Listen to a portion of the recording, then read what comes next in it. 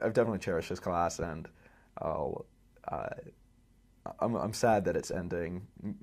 And just it's hard to know that not, Classics 1 is probably a unique experience, and not every class that I take at Dartmouth will be this this exciting and this much fun to attend and to learn, that sort of thing. So I guess that's kind of a more general answer, but yeah, I've just really enjoyed myself. Yeah.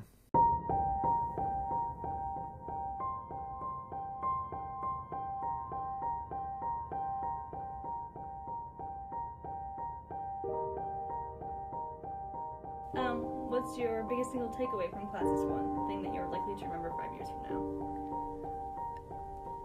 Things that we take for granted and think are normal or even biologically driven in our culture are often random products of cultural socialization.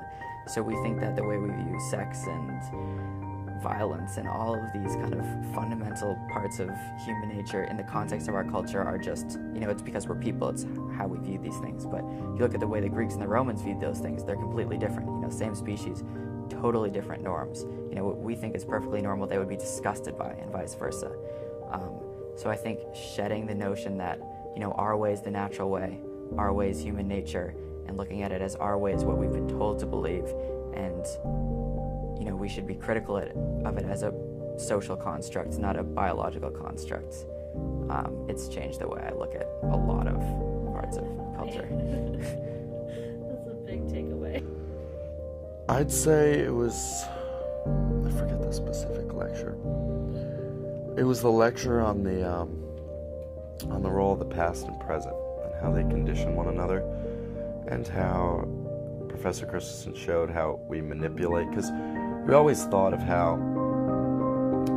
we'd always been taught how the past influences the present and the value of history. And we knew all that. Everyone in the class knew that. But he also showed how the present can also condition the past, and how politicians and other people kind of morph and transfigure the past to conform to their own present needs and desires. And I thought that was really an interesting point. And the examples that he put on the board and discussed show that really, it's a two-way street. Whether rightly or wrongly, the past and the present they go together. They're kind of inextricably intertwined, and can't be separated. So that was something that I know I wrote a journal about it that kind of really stuck with me. I think the ongoing discussion about what is normal and what is normative. Okay. Not necessarily one thing that we've specifically learned, but he's always been talking about, PCC's always emphasizing the difference between what is expected and what actually happened, and in looking at that, how we can compare that with what's expected now and what we actually do now. I think human nature has been pretty consistent throughout history. I mean, talking about the ancient Romans, I feel like Americans are just so similar to that same society, the same values. I think the value of self-interest was shown a lot throughout everything that we discussed, both the ancient Romans and the ancient Greeks. So I think that was interesting. That's just intrinsic to human nature, I guess. They're just very recurring pattern of values that we studied that are seen today as well. As the goal of the course is, it really taught me to compare what we were learning to my culture today. And I know that's the main goal of the course, but I actually didn't realize how many parallels I was actually subconsciously drawing until I was writing out my journals. So it's interesting. So goal accomplished. Yes, very goal accomplished. Yep. What was for you the single most memorable moment in CLST 1 this winter? I can tell you my favorite moment of this class is when Professor Christensen whipped out a roast chicken and gave it to someone in the front row. I just belly laughed so inappropriately. People just turned to me and were like, "What? That's not that funny." I just thought it was, I don't know, from then I was in love with the class, everything. It just hooked me. So that was easily my favorite part, most memorable part. Yeah, I loved that. I liked when PCC would like shut down some people who were super American and like were the best, and he'd just be like throw like some graphs up on the board and be like, actually, if you look at the world, no. So he puts them in their places. Yeah. Okay, cool. As a Canadian, do you appreciate that? Yeah. Okay. Because I have to deal with It all the time. Yeah. Interesting. So basically, I don't know if you've seen like PCC.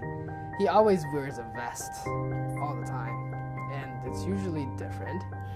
I asked him a question on like the takeaway card. How many vests do you have? and I think a week later he like asked me to go on stage. I was like, here, I give you my vest. So he just took off his vest and gave it to me. Are you serious? Yeah, I still keep it. That's hilarious. Yeah, I mean, so that's a really interesting point in Classics 1, even though it's not related to class contents, but like, you really get props to that, like in front of 150 people in class.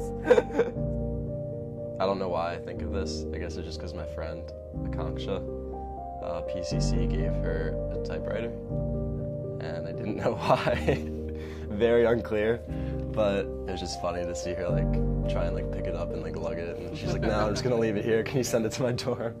That was my most memorable experience. Awesome. I think when Professor Christensen brought the typewriter to class, I couldn't tell you why he did that now, but looking back, I think